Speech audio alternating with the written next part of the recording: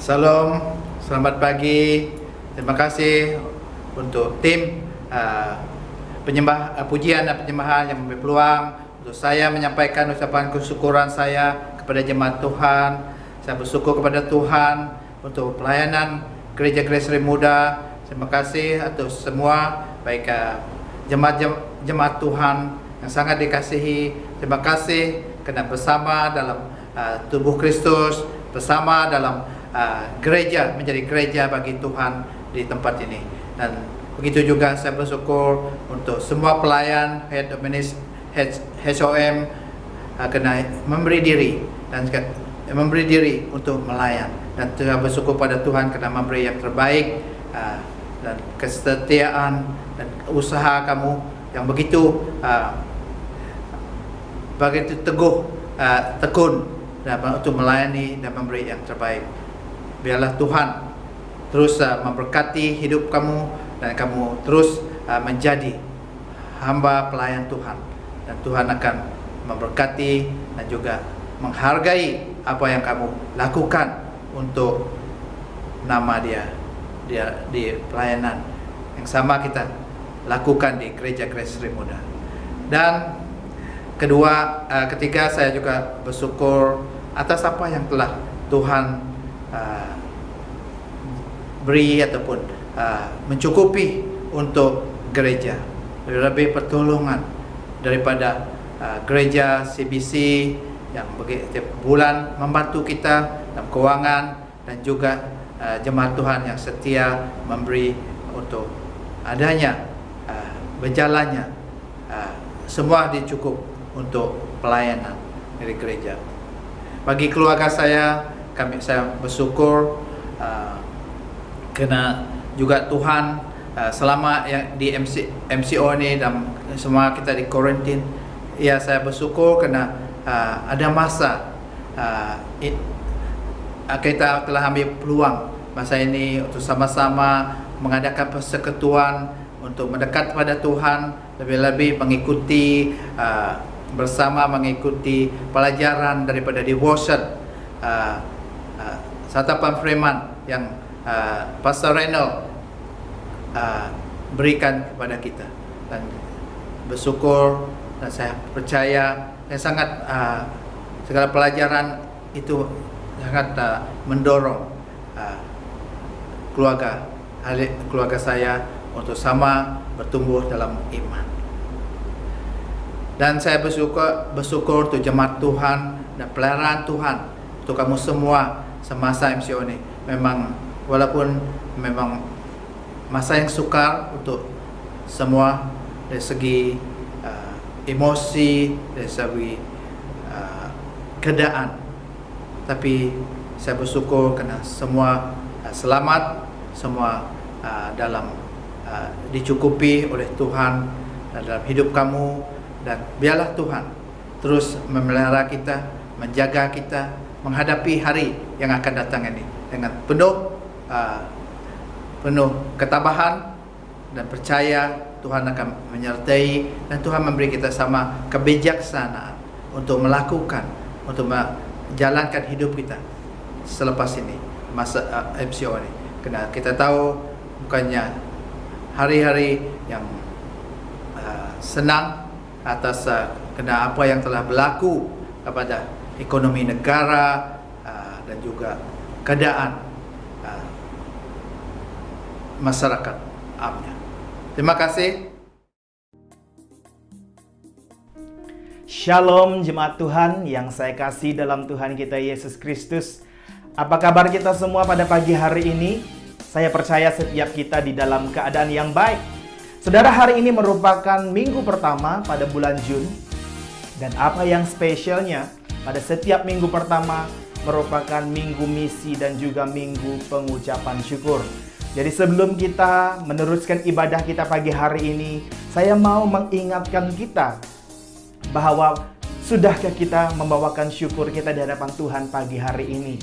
Jadi jika belum, saudara, kita persiapkan diri kita membawakan yang terbaik, baik dari segi persiapan kita, baik dari segi keuangan kita. Kita hari ini mau berikan yang terbaik buat Tuhan.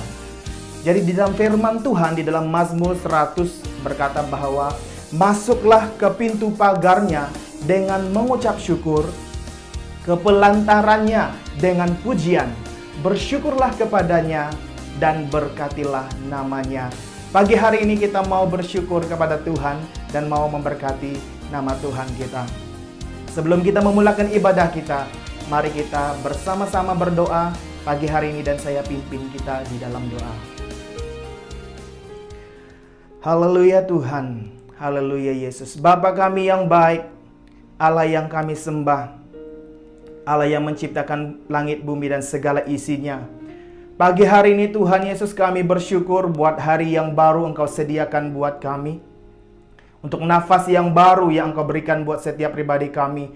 Bahkan kekuatan yang baru Engkau berikan bagi kami hari ini. Untuk kami sama-sama boleh datang beribadah pagi hari ini Tuhan. Tuhan, kami mau datang dengan segala sukacita kami Tuhan Yesus. Kami mau membawakan syukur kami kepada Engkau. Karena Engkau Allah yang memelihara kami. Engkau Allah yang menjaga kami dahulu, sekarang, sampai selama-lamanya. Dan pagi hari ini Tuhan, saya berdoa bagi setiap jemaat-jemaat yang hadir dalam ibadah online kami hari ini. Dimanapun mereka berada Tuhan Yesus, hamba berdoa supaya damai sejahtera Tuhan, sukacita Tuhan turun di dalam persekutuan kami pagi hari ini. Terima kasih Tuhan, Engkaulah yang layak menerima segala pujian kami. Engkaulah yang layak menerima segala sembah kami Tuhan. Hari ini Tuhan Yesus kami mau datang dan memberkati nama Engkau. Di dalam nama Tuhan kami Yesus Kristus, kami berdoa dan mengucap syukur. Amin. Jadi saudara-saudari, adakah Anda sudah siap untuk memuji menyembah Tuhan? Mari pagi hari ini dimanapun kita berada, baik di rumah, baik di college, ataupun di tempat kerja kita. Selagi kita ada kesempatan untuk ibadah pada pagi hari ini, mari kita bersama-sama dengan sukacita, dengan bersemangat memuji, menyembah Tuhan kita. Tuhan memberkati dan selamat beribadah. Salam selamat pagi kepada kita semua. Dan seperti setiap kita yang hadir di kebaktian online pada pagi ini diberkati Tuhan dengan luar biasa. Siapa diberkati Tuhan, sila lambai-lambaikan tangan Anda dan katakan saya diberkati Tuhan. Haleluya.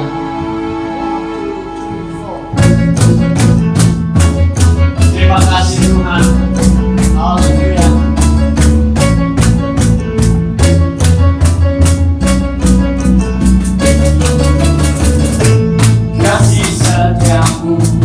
Nyata bagiku, iman kebajikan, setia bagiku, semua balasanku, bahkan segalanya dan anugerahnya,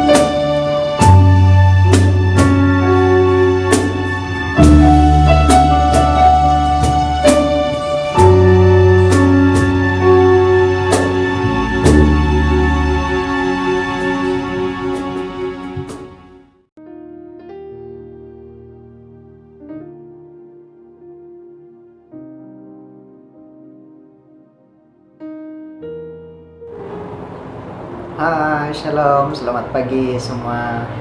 Diharap kita semua dalam keadaan yang baik saja ya. Siapa yang belum mengenali saya Azmir.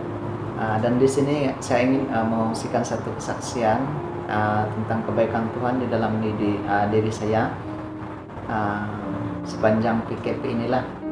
Dan saya teringat kembali pada bulan Januari tahun 2020 di mana saya memulakan internship saya di Tiongkok Logistics Solutions Sendirian Berhad. Dan saya menjalankan internship saya selama 3 bulan lah, dari Januari sehingga bulan Mac. Dan 2 minggu sebelum saya tamat internship, kerajaan pun mengumumkan bahwa PKP akan dijalankan dan banyak company yang akan ditutup lah. Dan saya pun takut pada masa itu karena saya takut company yang tempat saya internship tuh akan ditutup.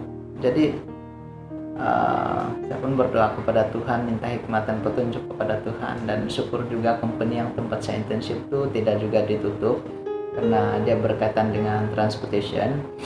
So dan 3 hari selepas PKP itu dijalankan, 3 hari selepas itu college saya pun mengeluarkan satu surat bahwa sesiapa pelajar yang internship dan tinggal 2 minggu lagi mau habis sudah internship, pihak majikan boleh melepaskan pelajar itu, dan college akan mengiktirafkan bahwa student itu akan sudah tamat internship lah, komplit sudah dia punya practical. So ramai kawan-kawan saya yang mengambil langkah demikian, dan saya pun berpikir juga pada masa itu sama ada saya mau berhenti ataupun saya mau macam itulah, saya mau berhenti ataupun meneruskan saja selama 2 minggu lagi. Dan saya mengambil keputusan untuk meneruskan internship saya selama 2 minggu lagi masa itu, karena saya pun merasa rugi lah kalau saya tidak habiskan masa 2 minggu itu lagi. Lagipun company saya pun tidak ditutup juga pada masa itu. So saya beritahu dengan majikan saya, dan majikan saya pun bersetuju juga, dan pihak college pun oke saja. Dan syukur puji Tuhan karena pimpinan Tuhan, kebaikan Tuhan, saya dapat menghabiskan internship saya dengan baiklah. Dan saya juga bersyukur kepada Tuhan karena masa PKP ini saya juga tidak berkekurangan, sentiasa berkecukupan karena Tuhan yang memberi kecukupan kepada saya dalam keperluan saya, makan minum saya, dan apapun Tuhan yang menjaga saya lah. Dan banyak juga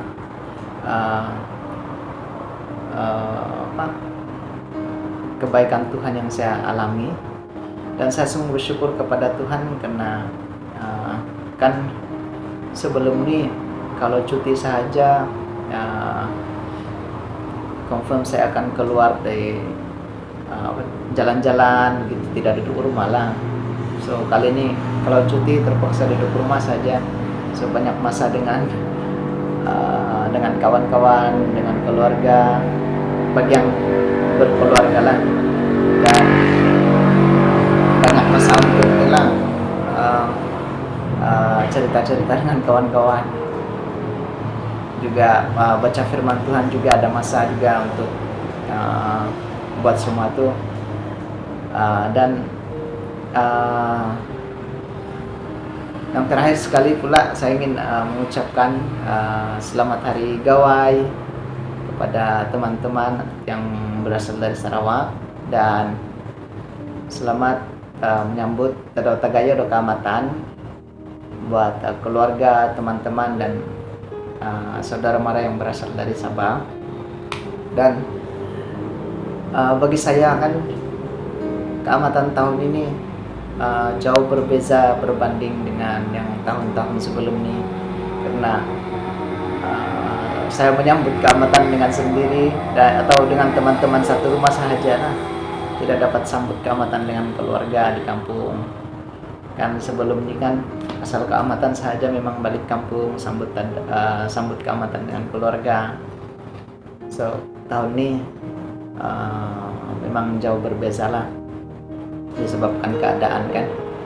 So apapun Tuhan kita itu baik, Tuhan kita itu selalu ada menyertai, melindungi, memimpin kita dimanapun kita berada. Dan last sekali lagi saya ingin mengucapkan selamat Hari Gawai dan selamat menyambut Tadatagayo do Keamatan. Itu saja. Sekian, terima kasih dan Tuhan Yesus memberkati. Sampai jumpa lagi. Bye bye.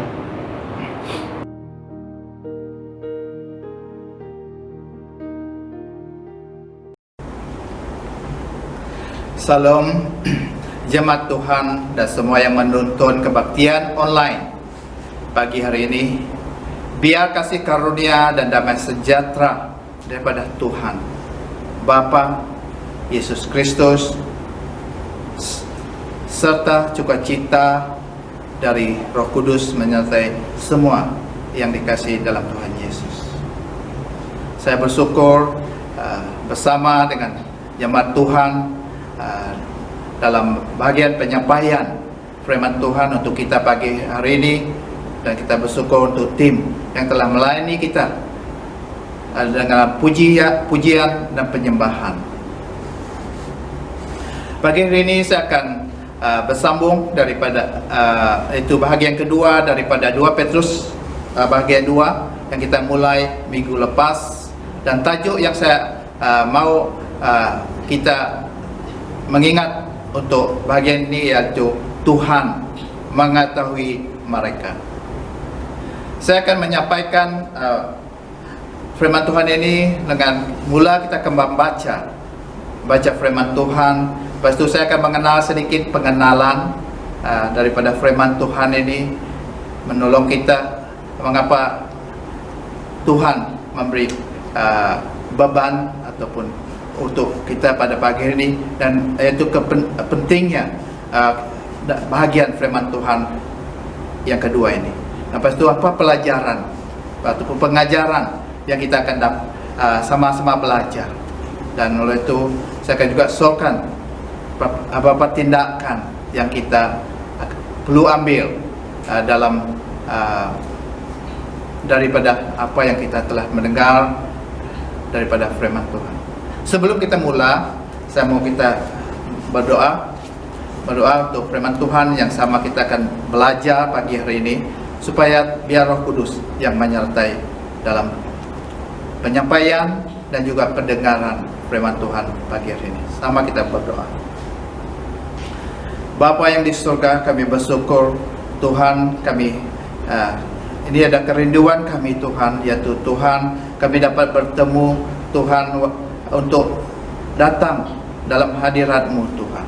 Walaupun kami tidak boleh bersama ketika ini beberapa bulan ini Tuhan, kami tidak dapat bersama, tapi Tuhan kami tetap bersatu dalam roh kami Tuhan. Oh Tuhan, untuk mendengar dari firman-Mu Tuhan, kami bersyukur atas pujian dan penyembahan yang kami telah lakukan untuk Engkau pada pagi hari ini. Kami bersyukur yang Engkau menyertai kami Tuhan, tim pujian dan penyembahan kami, dan juga Tuhan Engkau juga menolong dalam penyampaian firman Tuhan ini. Biar Roh Kudus Engkau mengambil alih, yang supaya firman Tuhan akan dapat didengar Tuhan, supaya Tuhan yang menghidupkan, Roh Kudus Engkau yang menghidupkan firman Tuhan, supaya firman yang kami dengar ini kami dapat ambil, dan Tuhan menjadi dorongan kami untuk kami melakukan kehidupan kami yang menurut kehendak, menurut standar yang Engkau tentukan, yang Engkau mahukan bagi kami umat-Mu. Terima kasih Bapa, kami berdoa dan meminta ini dalam nama Tuhan Yesus Kristus. Amin. Kita akan membaca daripada 2 Petrus bahagian 2. Kita akan baca sekali lagi ayat 1 dengan 3, dan lepas itu kita akan pergi kepada ayat 10 dan 22. Saya akan mula ayat 1 dalam 2 Petrus bahagian 2. Namun demikian, ada nabi-nabi palsu dalam kalangan umat Allah pada zaman dahulu. Di antaramu juga akan muncul guru-guru palsu yang secara rahasia membawa masuk ajaran sesat yang memusnahkan. Mereka tergama menyangka Tuhan yang telah menyelamatkan mereka, lalu mereka ditimpa kemusnahan dalam sekelip mata. Ramai orang yang mengikut cara mereka yang memalukan itu. Oleh itu, jalan yang benar akan dikufuri. Dengan tamak holoba, mereka akan memperalatkan kamu selalu dengan tamak holoba mereka akan memperalatkan kamu melalui kata-kata dusta. Hukuman untuk mereka sudah ditetapkan dan akan menimpa mereka. Kita akan masuk ayat 10. Terutamanya mereka yang menurut hawa nafsu cabul dan menghina kekuasaan Allah. Mereka menganggap diri mereka besar dan mengikut kehendak sendiri semata-mata. Mereka tidak takut mencela makhluk yang adikudrati, sedangkan para malaikat yang lebih kuat dan berkuasa tidak pernah mencela dan menuduh makhluk yang adikudrati itu di hadapan Tuhan. Tetapi mereka ini seperti binatang buas yang dijadikan untuk ditangkap dan dibunuh, mencela hal-hal yang tidak difahaminya. Maka mereka akan dibinasakan. Mereka akan menerima balasan perbuatan maksiat mereka seperti bersukaria pada siang hari untuk memuaskan hawa nafsu.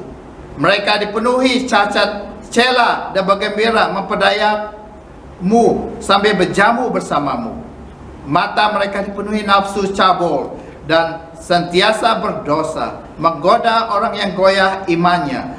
Hati mereka dikuasai tamak haloba dan mereka anak-anak yang terlaknat. Mereka telah meninggalkan jalan yang benar lalu sesat mengikut jalan Bilam anak Beor yang suka mendapat upah daripada kejahatan. Tetapi dia telah ditegur kerana perbuatan jahatnya oleh seekor keladi yang bercakap dengan suara manusia lalu menjauhkan Bileam daripada perbuatannya yang tidak waras. Mereka ini ibarat mata air yang kering dan kabus yang ditiup ribut. Kegelapan yang hitam pekat tersedia untuk mereka. Apabila mereka mengeluarkan kata-kata yang hebat tetapi kosong, mereka menggunakan hawa nafsu dan keinginan cabul untuk menggoda orang yang baru terlepas daripada golongan yang hidup sesat. Mereka menjanjikan kebebasan, sedangkan mereka sendiri hamba kebinasaan. Karena seseorang yang dikalahkan itu menjadi hamba kepada yang mengalahkannya. Sekiranya seseorang telah terlepas daripada noda dunia dengan mengenal Tuhan dan penyelamat kita Yesus Kristus. Sekali lagi saya baca ayat 20. Sekiranya seseorang yang terlepas daripada noda dunia dengan mengenal Tuhan dan penyelamat kita Yesus Kristus kemudian terjebak semula lalu tewas, maka keadaannya lebih buruk daripada sebelum dia mengenal Kristus. Lebih baik jika dia tidak mengenal jalan yang benar daripada mengenalnya dan kemudian membelakangi perintah cuci yang telah disampaikan kepadanya. Yang terjadi kepadanya itu seperti kata pepatah yang benar, anjing akan menjilat muntahnya kembali dan babi yang dimandikan akan berkubang semula di lumpur. Terima kasih, puji Tuhan untuk firman Tuhan yang kita baca yang begitu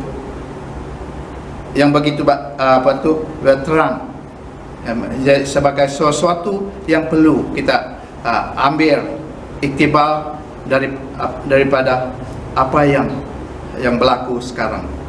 Dan kita tahu Rasul Petrus dalam bagian ini menerangkan tentang mereka yang menjadi nabi-nabi dan guru-guru palsu. Kewujudan nabi-nabi palsu ini sudah lama, yaitu semenjak umat Israel dipilih Allah menjadi bangsa bagi Allah. Allah memilih bangsa Israel ataupun supaya Allah menurun berkat kembali kepada umat manusia, yaitu ianya bermula dengan Tuhan memanggil Nabi Ibrahim ataupun Abraham. Ini adalah karena manusia berubah, atau di zaman awal seperti yang kita pelajari minggu yang lepas, sudah tidak memperingatkan Allah lagi, yaitu akibat tindakan iblis yang dikatakan yang berjaya, is apostrophe, dikatakan itu berjaya menggagalkan rencana Allah untuk manusia yang diciptakannya dengan tangannya sendiri. Ya, dari pandangan semasa ya iblis berjaya, tetapi bukan pada masa akhir dalam rencana Allah. Dan Tuhan juga sebenarnya menggunakan apa yang iblis gunakan untuk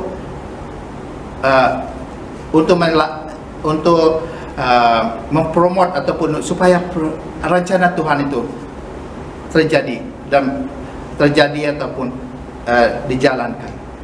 Jadi kita tahu ya, walaupun nampak berjaya dari segi karena dia menggagalkan manusia yang awal daripada rencana Tuhan, supaya manusia sentiasa ada hubungan dengan Tuhan. Dan sudah juga kita telah ketahui dalam minggu lepas, atau Allah ataupun Tuhan ada rencana untuk setiap manusia yang lahir di dunia ini. Setiap seorang itu ada tertentu, yaitu partikular dan tujuan ataupun purpose bila seorang itu dilahir ke dunia ini. Yaitu dia ada tertentu, yaitu bermakna setiap seorang diri itu nilainya, ada nilainya yang tertentu. Ianya berbeza bagi setiap pribadi. Bermakna dia ada harga diri dan bernilai tersendiri di mata Tuhan. Dan kita juga tahu bahwa Tuhan ada tujuan, ada purpose bagi setiap orang itu. Setiap orang diri itu ada takdir, yaitu destiny design yang disediakan oleh Tuhan yang menciptakan dia. Yaitu setiap orang itu penting di mata Tuhan. Walau bagaimanapun Tuhan tidak mahu memaksa seseorang itu. Dia memberi pilihan untuk seseorang itu mengikut yang ditakdirkannya, atau seseorang itu memilih takdirnya sendiri. Ini karena Tuhan itu adalah agape, yaitu kasih. Dia tidak boleh untuk menurunkan dirinya, untuk meniadakan kasih dan menjadikan robot akan manusia, yaitu menjadikan manusia dipaksa atau diprogram menuruti suruhannya saja. Itu bukan rencana Tuhan untuk manusia. Seperti juga iblis menggunakan malaikat yang berdosa untuk menodai keturunan umat manusia. Iblis menggunakan mereka, nabi-nabi palsu, untuk menggagalkan rencana Tuhan untuk umat Israel, untuk menjadikan mereka menjadi saluran berkat kepada semua umat manusia. Saya baca dalam Yeremia 23 ayat 9 dan 11 mengenai hal ini. Mengenai ayat 9, mengenai nabi-nabi, hatiku hancur dalam diriku, semua tulangku menggigil. Aku seperti orang mabuk, seperti laki yang dipengaruhi air aku, karena Tuhan dan karena firman-Nya yang suci. Negeri ini penuh dengan pezina, karena kutukan negeri ini berkabung. Padang-padang rumput di gurun mengering. Cara hidup mereka jahat dan kekuasaan mereka disalahgunakan. Baik nabi maupun imam berlaku mungkar, bahkan di dalam baitku aku dapati kejahatan mereka. Demikianlah firman Tuhan. Dan ini telah terjadi bagi umat Israel. Mereka telah terpesong daripada apa yang Tuhan mahukan, rencanakan untuk mereka. iblis telah menggunakan para nabi-nabi palsu untuk menggagalkan rencana Tuhan untuk umat Israel yang menjadi berkat untuk semua umat manusia. Nabi-nabi palsu dan guru-guru palsu ini juga menjadi cabaran bagi umat Tuhan di zaman akhir ini, seperti yang ditulis oleh Rasul Petrus. Ayat 1. Ada nabi palsu pada zaman umat Allah, pada zaman dahulu di antaramu juga akan muncul guru-guru palsu. Jadi ini menjadi cabaran bagi umat Tuhan, gereja Tuhan pada zaman akhir ini. Iblis menggunakan mereka untuk menggagalkan rencana Tuhan untuk gereja ataupun umat Tuhan. Seperti yang dinubuat oleh Tuhan Yesus sendiri menjelang akhir zaman dan Rasul Petrus, ada mereka-mereka ini yang muncul, yang ada untuk menggagalkan, untuk iblis guna untuk menggagalkan rencana Tuhan. Dalam Matius 24:11 kata Tuhan Yesus, ramai nabi palsu akan tampil memperdayakan orang ramai. Matius 24:24, karena beberapa Kristus palsu dan nabi palsu akan muncul dan menunjukkan berbagai mukjizat serta keajaiban untuk memperdayakan orang, kalau boleh termasuk umat pilihan. Dan Rasul Yohanes juga memberi amaran bagi kita dalam 1 Yohanes 4 ayat 1. Dalam terjemahan baru, saudara-saudaraku yang kekasih, janganlah percaya akan setiap roh, tetapi ujilah roh-roh itu, apakah mereka berasal dari Allah. Sebab banyak nabi-nabi palsu yang telah muncul dan pergi ke seluruh dunia.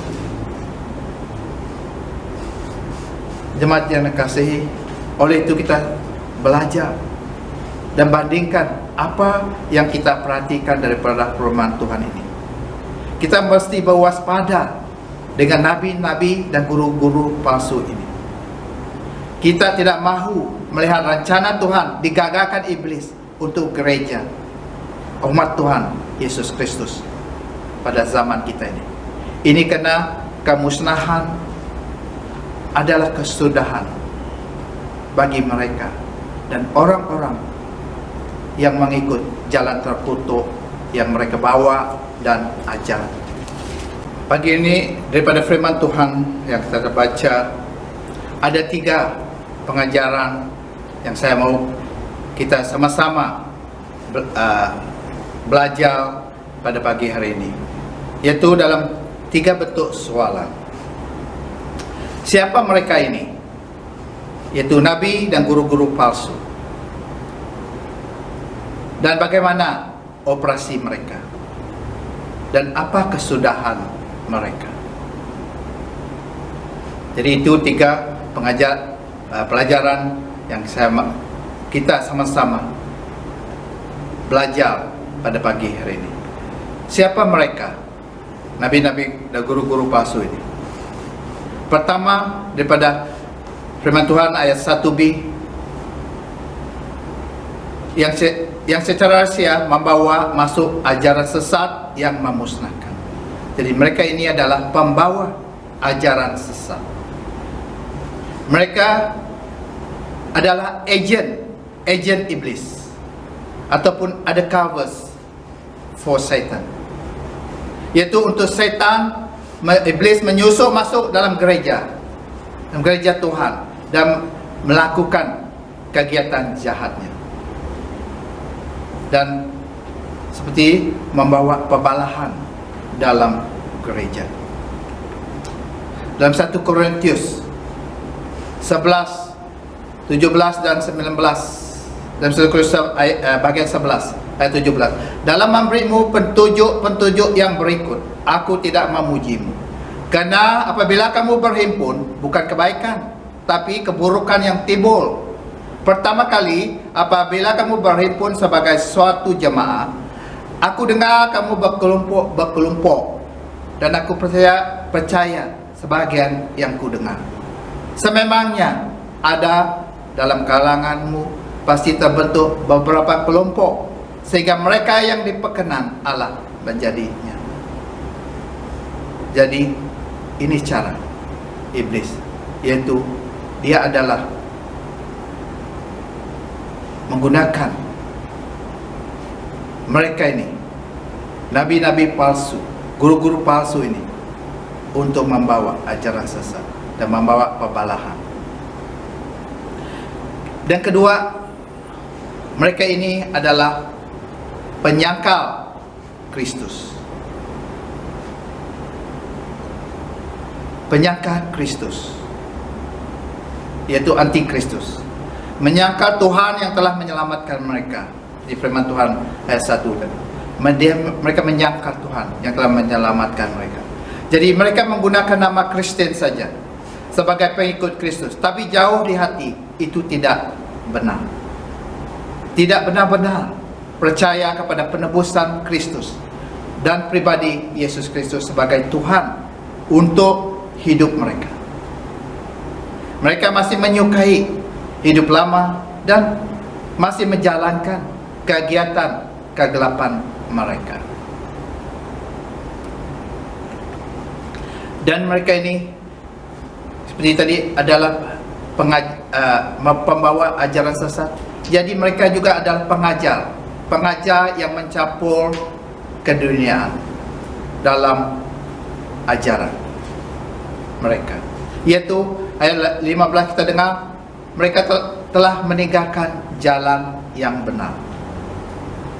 Yaitu mereka mencampur aduk ajaran yang benar daripada firman Tuhan dengan salah, dengan kesalahan. It's a mixture of truth and error. Yaitu ianya tidak sepenuhnya alkitabiah, tapi memasukkan ajaran keduniaan ataupun dunia yang lain. Dan kita melihat ayat 2, yaitu ramai orang mengikut cara mereka yang memalukan itu. Mengapa ramai? Mengapa ramai orang mengikut? Karena ada yang diajar, apa yang diajar adalah sedap didengar saja, yaitu sedap didengar bagi orang-orang dunia. Karena apa yang diajar itu masih ada banyak dalam tubuh, yaitu is our flesh still yang menyenangkan yang kita dengar. Jadi orang ramai, orang suka, dan ini telah di warn ataupun amaran oleh Tuhan dalam 2 Timotius 4:3-4, kena akan sampai masanya mereka tidak menerima ajaran yang benar, tetapi menggupurkan ramai guru mengikut kehendak mereka sendiri untuk mengajar apa yang ingin didengar oleh mereka. Mereka enggan mendengar ajaran yang benar, tapi menumpukan perhatian kepada cerita dongeng. Ingin saya membawa kita tentang ada 2 ajaran sesat yang orang berdoyong-doyong ikuti sekarang. Yang paling populer yaitu pengajaran tentang kekayaan, riches, dan kemakmuran, prosperity. Ini sangat orang ikut, ramai, dan terdapat gereja-gereja yang mega terjadi karena pengajaran ini.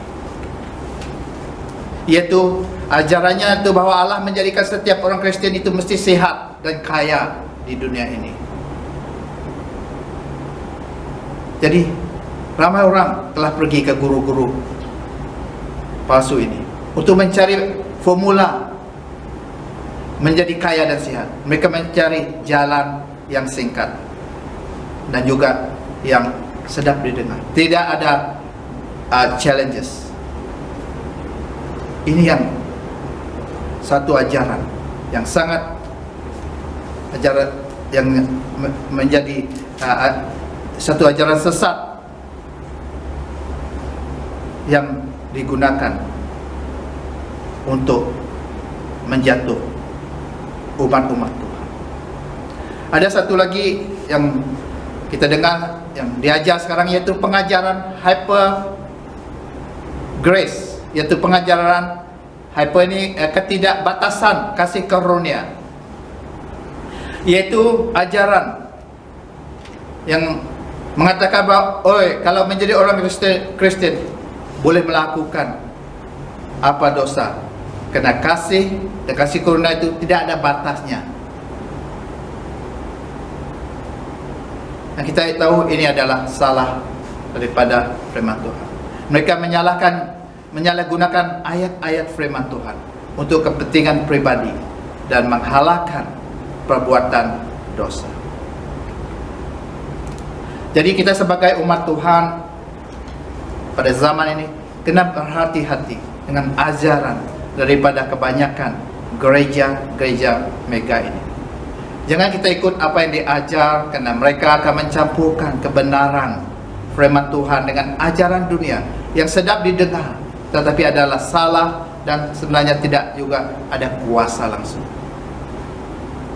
Lepas mendengar, lepas rasa baik, tapi apa itu? Kemudian pada hari berikutnya masalah yang sama akan datang. Karena ini adalah ajaran yang bukan daripada Tuhan. Apa gereja-gereja mega ini lakukan dalam keadaan kurungan Korintus sekarang ini? Kita lihat ajaran kemakmuran ini tidak bermakna, karena semua duduk di rumah dan bangunan gereja itu kosong. No, this is apa yang mereka ajar selama ini.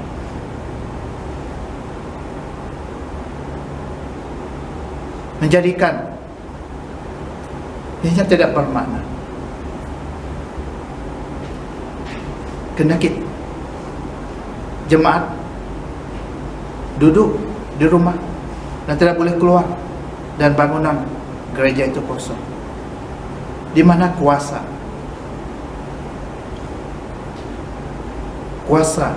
ajaran mereka? Jadi adakah ini seperti kata Tuhan dalam ayat 1c, mereka ditimpa kemusnahan dalam sekelip mata, dan juga mereka ini adalah penghambaan kepada iblis. Ayat 19a, hamba kebinasaan, karena seseorang yang dikalahkan itu menjadi hamba kepada yang mengalahkannya. Kita tidak tahu sebenarnya asal unsur mereka ini. Mungkin ada tali perhubungan dengan dunia kegelapan dan mempunyai sejarah keturunan iblis, orang-orang Nephilim. Mereka ini sebenarnya adalah pengikut iblis dan sebenarnya antikristus.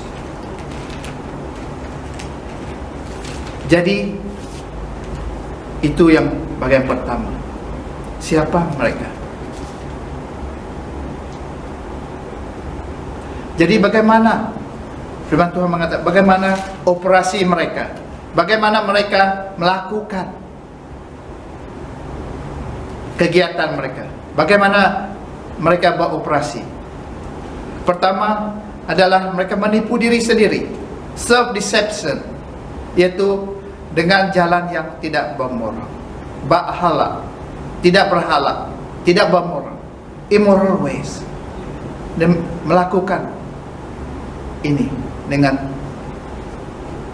menipu diri sendiri, yaitu mereka ayat 2 cara mereka yang memalukan itu, sensuality, cara mereka yang memalukan itu. Itu cara mereka. Ayat 10, menurut hawa nafsu cabur. 14, dipenuhi nafsu cabur dan sentiasa berdosa, menggoda orang yang goyah imannya.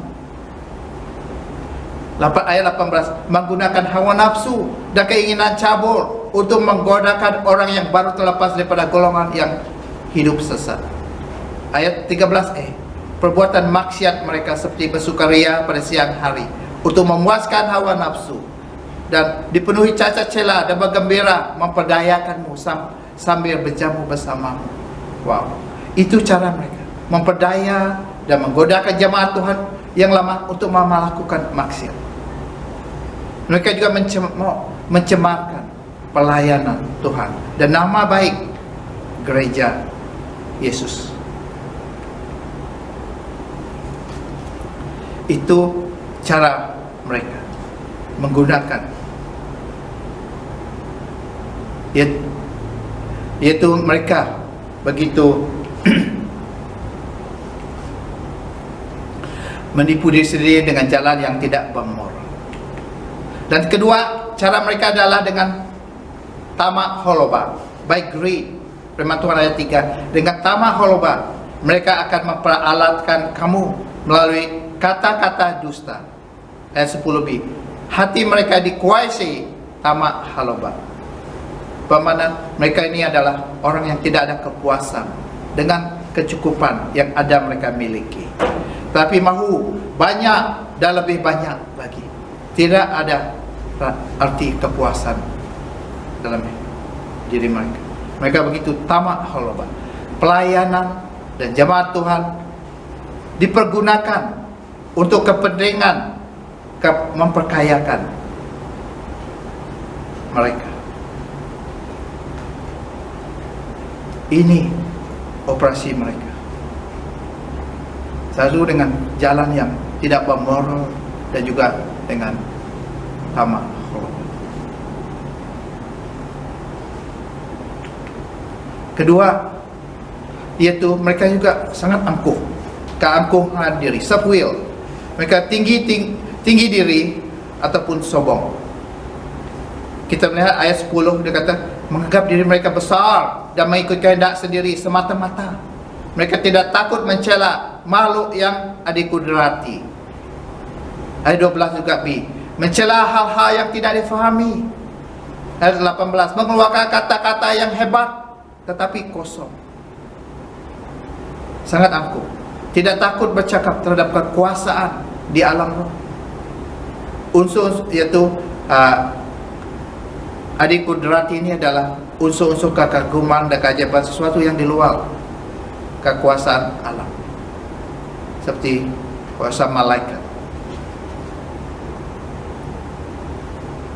dan kuasa roh juga, ya, roh-roh jahat.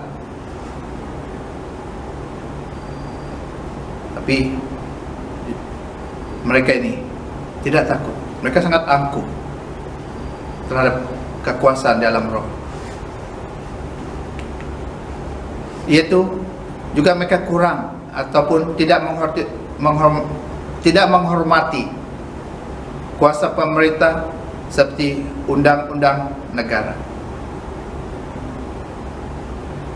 Mereka bagai seperti binatang yang tidak boleh berfikir. Mereka dipengaruhi oleh iblis dan tidak ada rasa ketakutan dan melakukan kejahatan. Dan ini karena kesudahan iblis sudah ditentukan dan tidak ada pengampunan, yaitu dia pasti akan dibuang dalam lubang neraka dan untuk selama-lamanya pada hari yang Tuhan tentukan. Jadi mereka memiliki perangai tabiat iblis. Kita melihat dalam Yesaya 14, 22 dan 15 tentang iblis, keangkuhan dia, yang kena keangkuhan dia jatuh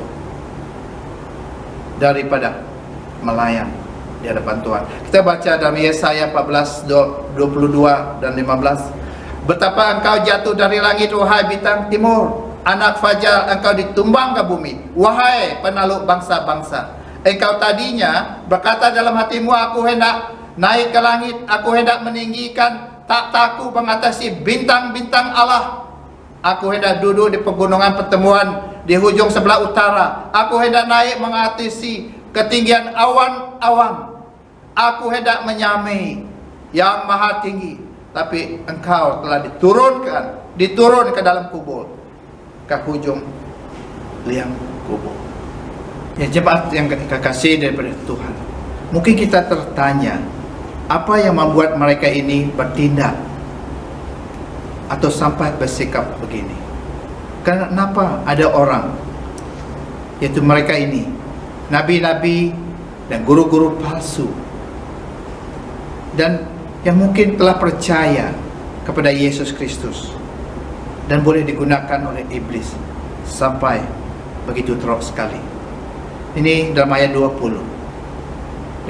Firman Tuhan kata, sekiranya seorang ataupun mereka ini telah terlepas daripada noda dunia dengan mengenal Tuhan dan penyelamat kita Yesus Kristus, kemudian terjebak semula lalu tewas, maka keadaannya, yaitu mereka lebih buruk daripada sebelum dia, yaitu mereka mengenal Kristus. Jadi apa yang membuat mereka bertindak atau sampai bersikap begitu teruk sekali? Seperti firman Tuhan, mereka sampai menjadi atau digelar anak-anak terkutuk.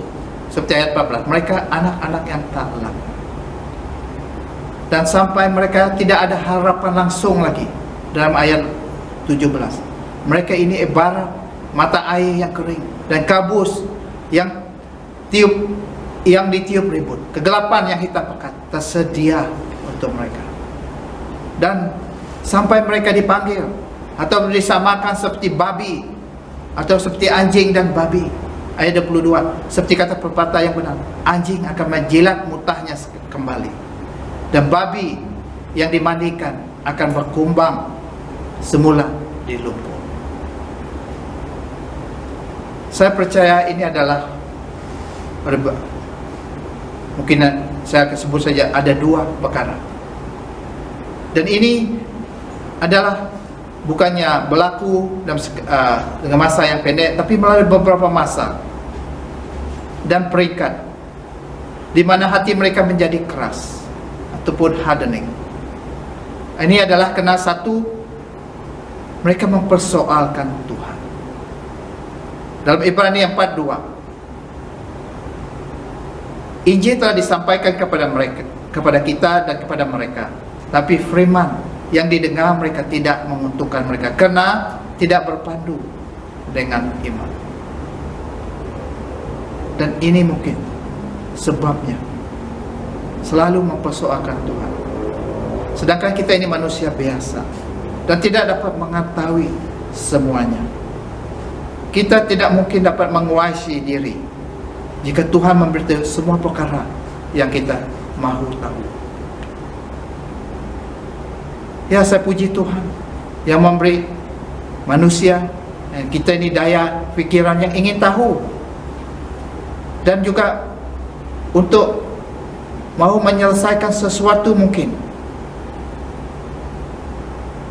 tetapi pergunakan keinginan tahu itu untuk memajukan diri dan membawa kebaikan untuk umat manusia. Kena ada perkara yang tidak mendatangkan kebaikan untuk kita dengan mempersoalkan Tuhan selalu. Iblis melalui kelicikannya senang membuat kita berdosa dan akhirnya mengeraskan hati kita untuk tidak mempercayai dan mengikut Tuhan. Ini telah berlaku pada Adam dan Hawa dalam Kejadian 3. Jadi oleh itu nasihat dalam Ibrani 3:13, supaya kita tidak terjerumus dan menjadi golongan seperti ini. Ibrani 3:13, nasihatilah sesama sendiri setiap hari selagi masih disebut hari ini. Jangan sampai sesiapa di antaramu menjadi keras hatinya akibat dosa yang memperdayakan.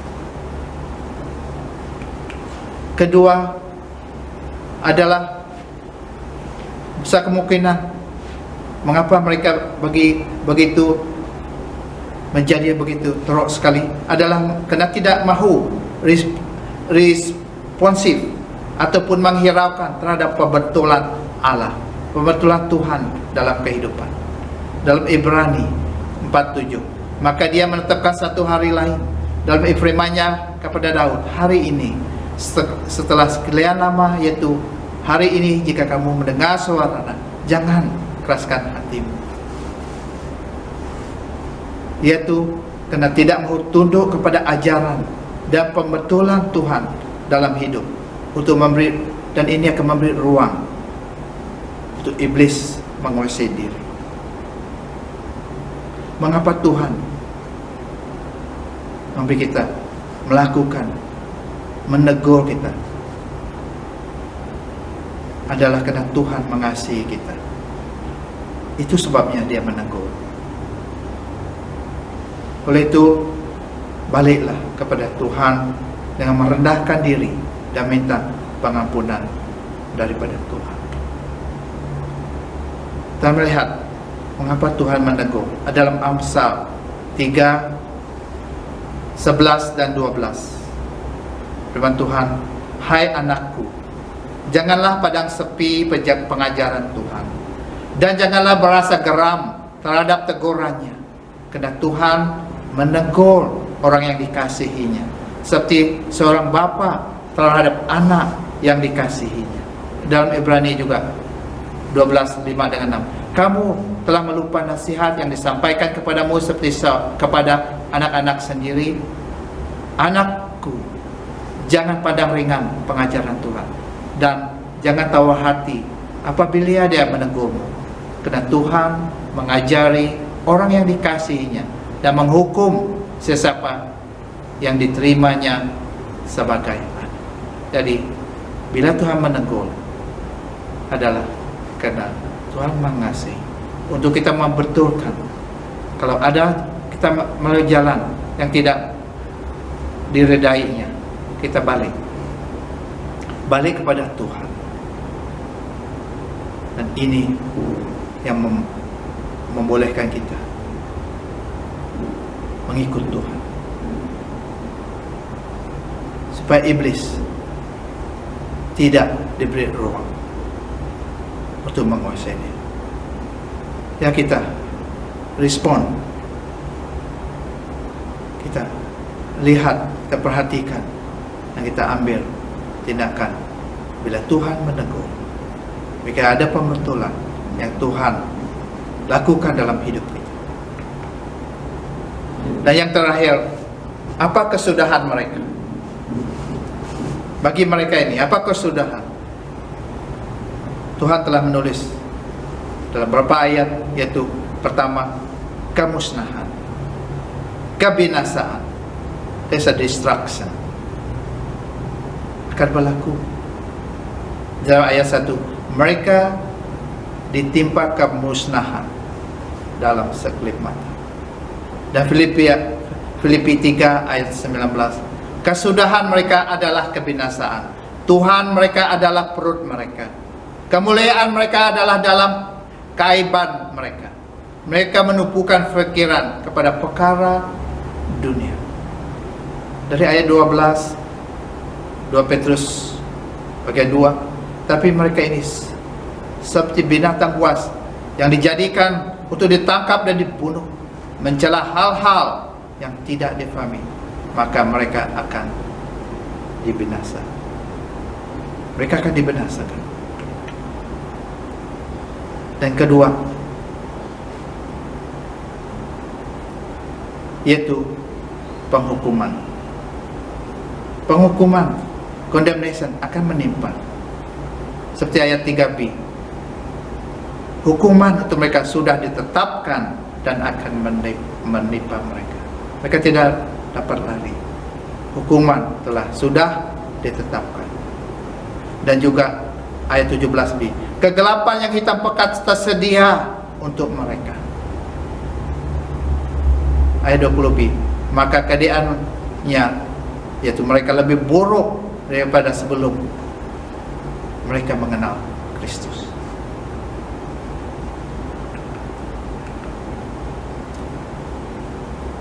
Jadi saudara yang kekasih, apa tindakan kita daripada firman Tuhan yang kita baru dengar? Satu, ya, daripada nabi-nabi palsu dan guru palsu ini, kita menjauh diri daripada mereka. Kita tidak mengikut ajaran dan perkembangan mereka. Tidak perlu mendengar, menonton dan memainkan lagu dari kumpulan mereka ini. Saya tahu ramai jemaat Tuhan suka mendengar, menonton dan menyanyi lagu dari kumpulan mereka ini karena sangat profesional mereka buat. Tapi kita kena tahu sumber dari mana ini datang. Dalam Timotius 6:3-15, jika sesiapa mengajar sesuatu yang berlainan dan tidak menerima kata-kata yang benar, yaitu kata-kata Yesus Kristus Tuhan kita, dan ajaran yang selaras dengan kesalehan, dia bersifat angkuh dan jahil, asyik bertikai dengan berbahas dan kata-kata sehingga menimbulkan iri hati, perkelahian, percacian, sakwa sangka dan yang buruk, pertengkaran sia-sia, orang yang berfikiran keji dan tidak mengenal kebenaran. Sangkanya kesayangan itu satu cara mendapatkan untung. Ya, kita jauh daripada mereka ini. Kita tidak perlu melihat perkembangan mereka.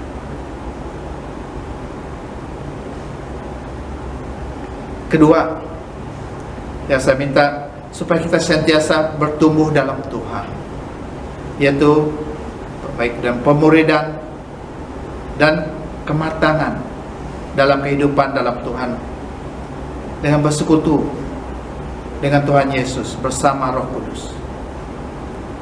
Ya, kematangan dalam kehidupan dalam Tuhan, itu yang kita lakukan. Itu yang kita, supaya kita bertumbuh dalam Tuhan. Dan Roh Kudus, kita berpandu pada Roh Kudus untuk memberi kita kebijaksanaan untuk mengerti dan mengikuti firman Tuhan. Dan Roh Kudus menolong dalam menjalani hidup kesucian bagi Tuhan. Dalam Galatia 5:24, mereka yang menjadi milik Kristus Yesus telah menyalib tabi'i manusia beserta hawa nafsu dan keinginannya. Ya, kita tidak lagi hidup dalam tabiat lama. Kita tidak lagi hidup dalam kehidupan manusia lama kita. Kita adalah manusia baru dalam Tuhan Yesus. Dan kita mau bertumbuh menjadi matang dalam kehidupan dalam Tuhan Yesus. Dan Roh Kudus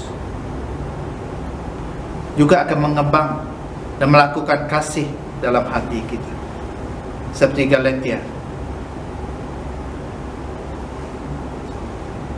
5:23, 2 dan 23. Sebaliknya buah roh ialah kasih, sukacita, damai sejahtera, kesabaran, kemurahan, kebaikan, kesetiaan, lemah lembut dan penguasaan diri. Tiada hukum yang menentang segala ini.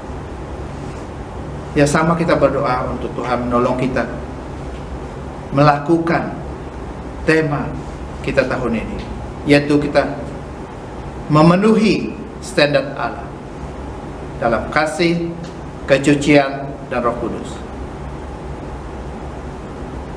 Dan yang terakhir, ini doa saya untuk semua umat Tuhan di Gereja Grace Sri Muda, Gereja Church Sri Muda ini, dan yang menonton online pagi hari ini. Itu dari Tesalonika 5, 23 dan 24. Karena kita menanti kedatangan Tuhan dalam keadaan yang sangat suka pada ketika ini. Jadi ini doa saya. Bapa Tuhan yang di sorga, biarlah ini terjadi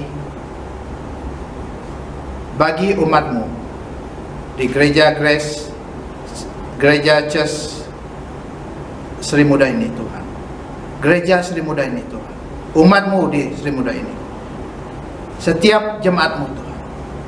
Dan saya meminta juga Tuhan, biar ini terjadi bagi semua yang menonton bersama kebaktian online pagi ini. Semoga Allah damai sejahtera menyucimu dengan sempurna, damai melihara rohmu, roh, jiwa, dan jasadmu, agar tidak ada cacat celah ketika Tuhan kita Yesus Kristus datang kembali. Dia yang memanggilmu atau dia yang memanggil kamu itu setia, dan dia akan melakukannya.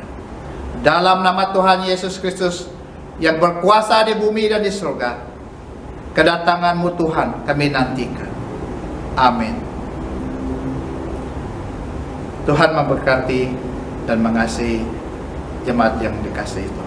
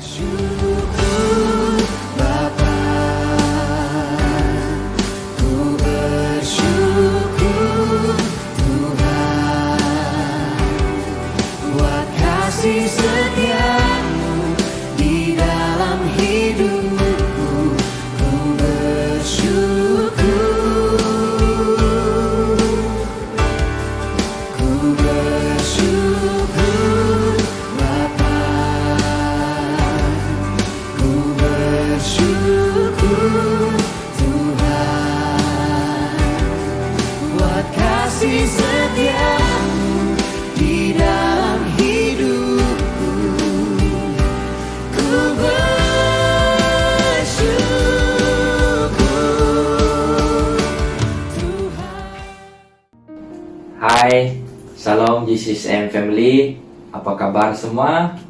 Hari ini saya mengucap syukur atas kebaikan dan kemurahan Tuhan yang saya alami dalam kehidupan sehingga hari ini. Dan saya sangat diberkati dalam banyak perkara. Salah satu daripada yang saya ingin kongsikan ialah dalam hal memberi persepuluhan kepada Tuhan. Di dalam perkara ini, saya banyak belajar untuk setia memberi dengan hati yang senang, kerana saya percaya semuanya berasal dari Tuhan yang menyediakan segala berkat ini.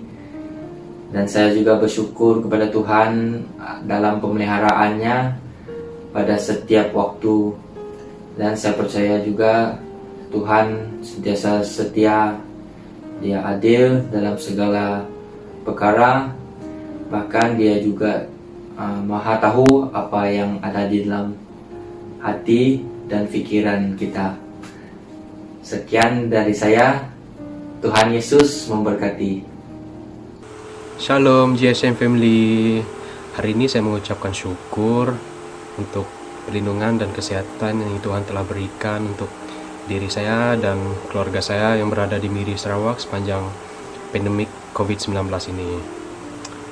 Tak kira apa yang saya lakukan di luar sana, dimanapun saya pergi, Tuhan tetap ada untuk melindungi diri saya. Dengan ini saya rasa sangat bersyukur. atas perlindungan dan kesehatan yang Tuhan berikan. Saya harap saudara dan saudari juga dalam keadaan yang sehat. Tuhan Yesus memberkati. Shalom JSM Family. Hari ini saya ingin bersyukur atas kebaikan Tuhan, penyertaan dan perlindungan Tuhan dalam kehidupan saya.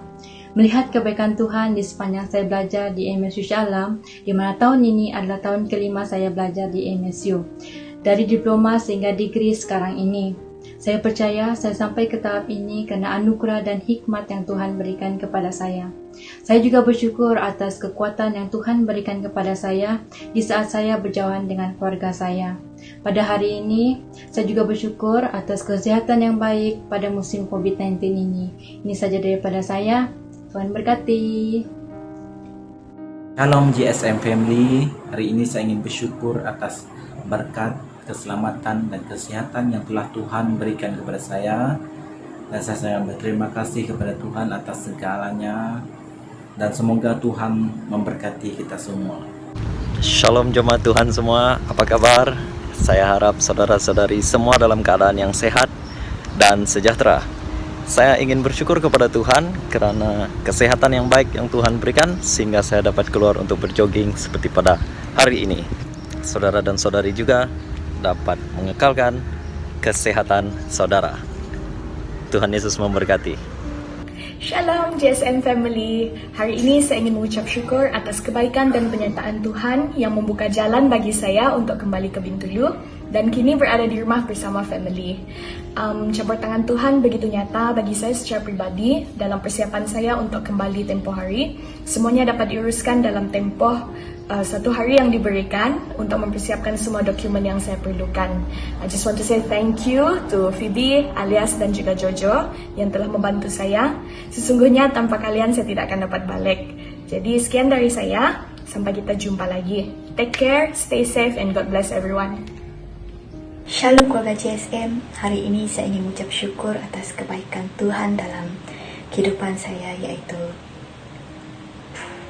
ketika saya melalui alam persekolahan di sini, Tuhan tidak pernah meninggalkan saya. Dia selalu menyertai saya dari permulaan saya melangkah ke tempat ini sehingga ke saat ini Tuhan sentiasa menyertai dan melindungi saya dan selalu memberikan kesehatan yang baik, selalu memberikan kekuatan yang sungguh luar biasa yang datang daripada Dia sendiri. Dan saudara, dalam apapun keadaan, dalam kesusahan dan kesenangan kita haruslah sentiasa mengucap syukur senantiasa kepada Tuhan. Karena firman Tuhan mengatakan di dalam Efesus pasal 5 ayat yang ke-20, yaitu senantiasa bersyukur atas segala-galanya kepada Allah Bapa dengan nama Tuhan Yesus Kristus. Tuhan memberkati. Hai, Shalom JSM Family, apa kabar? Doa saya semoga kita semua dalam keadaan baik dan sehat. Di kesempatan ini saya ingin mengucap syukur kepada Tuhan kita Yesus Kristus atas kasih setianya dan kebaikannya dalam kehidupan saya sepanjang beberapa bulan ini sampai hari ini, di mana saya rasakan penjagaan dan penyertaan Dia dalam kesehatan saya, di mana sampai hari ini saya kekal dalam keadaan sehat.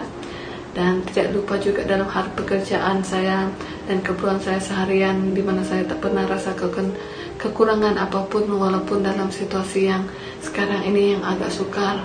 So, Tuhan kita baik dan sampaikan kita tak pernah rasakan kekurangan apapun. Saya percaya kita semua rasakan hal yang sama.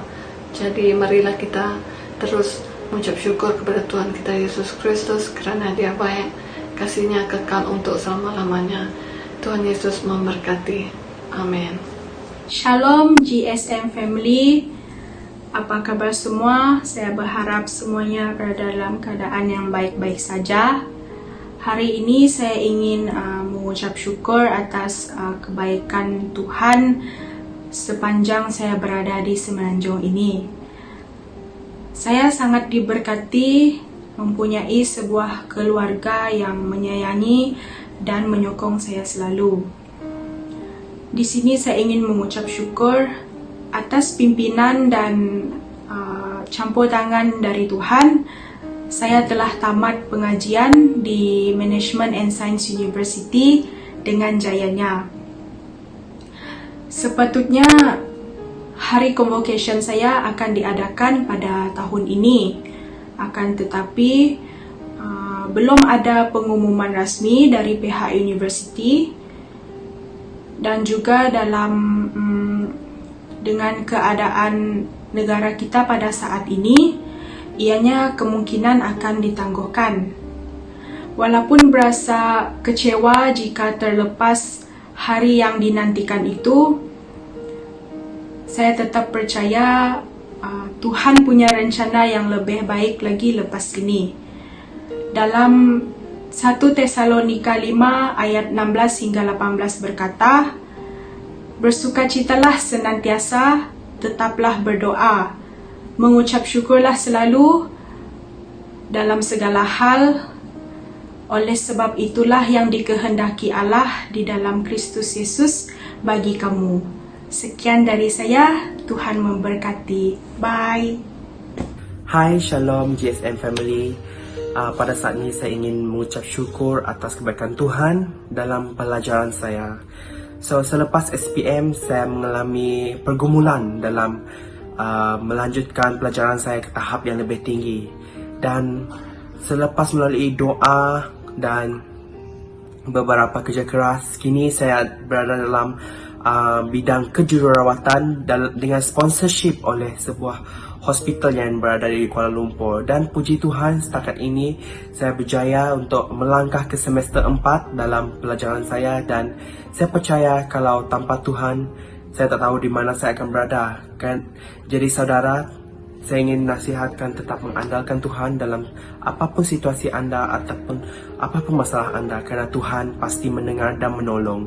Sekian saja daripada saya. Terima kasih dan Tuhan memberkati anda semua. Halo, Shalom GSM Family. Apa kabar anda semua? Hari ini saya ingin mengucap syukur untuk berkat Tuhan dan juga penyertaan Dia di dalam kehidupan saya dan juga keluarga saya sepanjang musim PKP ini. Tidak lupa juga saya ingin mengucap syukur untuk penyertaan Dia sepanjang saya menjalankan kelas online saya. Puji Tuhan, semuanya berjalan dengan lancar. Tuhan memberkati. Bye. Shalom, selamat pagi, selamat hari Minggu, dan selamat beribadah online. Ya, saya percaya di mana kita berada, baik yang di Semenanjung, di Sabah, dan di Sarawak, Tuhan tetap menyertai anak-anaknya dari Gereja Grace Sri Muda. Sempena dengan Minggu Kesyukuran, saya ingin bersyukur kepada Tuhan atas kebaikan Dia, penyertaan Dia ke atas keluarga kami. Ya, kami sungguh diberkati walaupun waktu MCO begini banyak aktiviti yang dapat kita lakukan, dan walaupun kita terhad, tapi ada juga ruang dan peluang untuk kita melayani orang lain, yakni melalui doa kita. Dan satu hal yang sangat-sangat saya bersyukur adalah Tuhan meletakkan saya dan keluarga di tengah-tengah jemaat Gereja Grace Sri Muda. Saya secara pribadi sangat menghargai peluang ini, karena bersama dengan Anda semua, saya melihat bagaimana Tuhan menggunakan Anda, kehidupan Anda, talenta Anda di dalam kerajaannya. Saya lihat bagaimana Dia mendidik Anda untuk menjadi committed, dan juga bagaimana Anda boleh mengembangkan kerajaan Dia melalui talenta-talenta yang ada. Ini sangat berharga bagi saya apabila saya melihat jemaat yang taat, yang giat dalam Tuhan, itu memberi satu kepuasan dalam hati saya. Jadi itulah yang ingin saya ucap syukur pada minggu ini. Doa dan harapan saya agar jemaat Tuhan Gereja Grace Sri Muda sentiasa kuat di dalam Tuhan, cinta akan firman Tuhan, menelaah Alkitab, yang mengambil kesempatan MCO ini untuk mendalami firman Tuhan serta banyak berdoa. Ya, karena doa-doa kita waktu ini disimpan di dalam cawan emas di surga. Tuhan sangat senang hati apabila kita rapat dan dekat dengan Dia. Jadi saya ucapkan syukur sekali lagi kepada Tuhan karena meletakkan kami dan keluarga di tengah-tengah jemaat Gereja Grace Sri Muda. Terpujilah Tuhan. Hai, jemaat Tuhan yang ada di Gereja Grace Sri Muda. Saya sangat bersyukur kepada Tuhan untuk Gereja Tuhan Yesus yang ada di Gereja Grace Sri Muda. Saya juga sangat bersyukur untuk setiap pastor, pemimpin, dan jemaat Tuhan yang ada di Gereja Grace Sri Muda. Bagaimana kita melihat kita sama-sama bertumbuh di dalam Tuhan, bertumbuh di dalam iman, dan juga bertumbuh di dalam komitmen kita di dalam pelayanan dan pekerjaan Tuhan. Dan secara pribadi saya sangat bersyukur kepada Tuhan, pekerjaan Tuhan yang luar biasa di dalam hidup saya, yang sentiasa ada bersama dengan saya, menguatkan saya, menghiburkan saya, dan juga menyediakan apa yang saya perlukan. Dan juga saya percaya untuk dalam kehidupan channel juga. Emmanuel, Tuhan memberkati.